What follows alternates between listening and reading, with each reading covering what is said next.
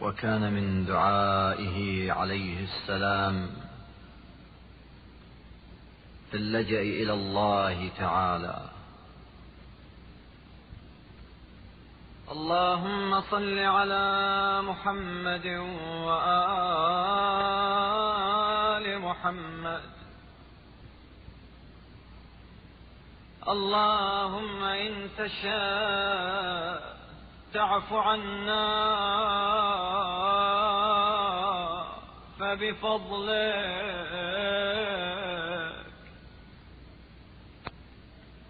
وإن تشاء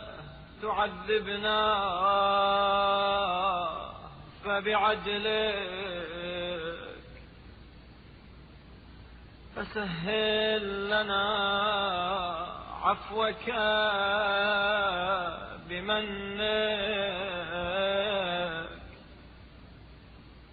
وأجرنا من عذابك بتجاوزك، فإنه لا طاقة لنا بعدلك، ولا نجاة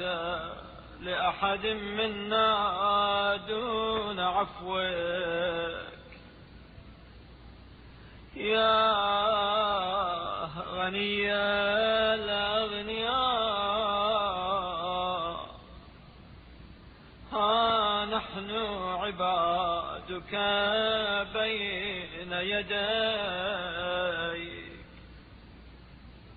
وأنا أفقر الفقراء إليك، فاجبر فاقتنا بوسعك، ولا تقطع رجاءنا بمنعك، فتكون قد أشقيت من استسعد بك، وحرمت من استرفد فضلك، فإلى من حينئذ منقلبنا عنك، وإلى أين مذهبنا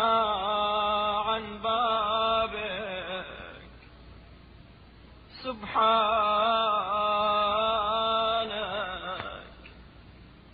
نحن المضطرون الذين أوجبت إجابتهم، وأهل السوء الذين وعدت الكشف عنهم، وأشبه الأشياء بمشيتك، وأولى الأمور بك في عظمتك، رحمة من استرحمك، وغوث من استغاث بك، فارحم تضرعنا إليك، واغننا إذ طرحنا أنفسنا بين يديك. اللهم إن الشيطان قد شمت بنا إذ شايعناه على معصيتك، وصل على محمد وآله،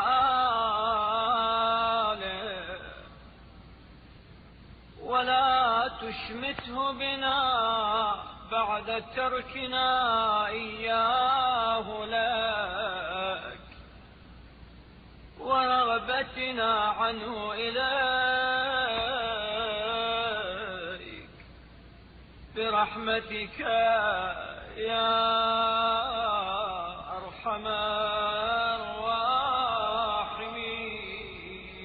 حضرت امام زین العابدین علیہ السلام نے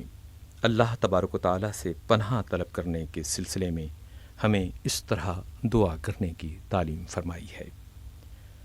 بار الہ، اگر تو چاہے کہ ہمیں معاف کر دے تو یہ تیرے فضل کے سبب سے ہے، اور اگر تو چاہے کہ ہمیں سزا دے تو یہ تیرے عدل کی روح سے ہے۔ تو اپنے شیوہ احسان کے پیش نظر ہمیں پوری معافی دے اور ہمارے گناہوں سے درگزر کر کے اپنے عذاب سے ہمیں بچا لے۔ بار الہ، اس لیے کہ ہمیں تیرے عدل کی تاب نہیں ہے اور تیرے عفو کے بغیر ہم میں سے کسی ایک کی بھی نجات نہیں ہو سکتی۔ اے بے نیازوں کے بے نیاز، ہاں تو پھر ہم سب تیرے بندے ہیں جو تیرے حضور کھڑے ہیں، اور میں سب محتاجوں سے بڑھ کر تیرا محتاج ہوں، لہٰذا اپنے بھرے خزانے سے ہمارے دامن فقر و احتیاج کو بھر دے، اور اپنے دروازے سے رد کر کے ہماری امیدوں کو قطع نہ کر،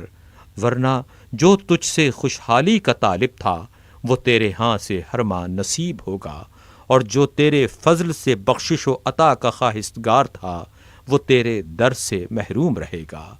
تو اب ہم تجھے چھوڑ کر کس کے پاس جائیں اور تیرا در چھوڑ کر کدھر کا رخ کریں؟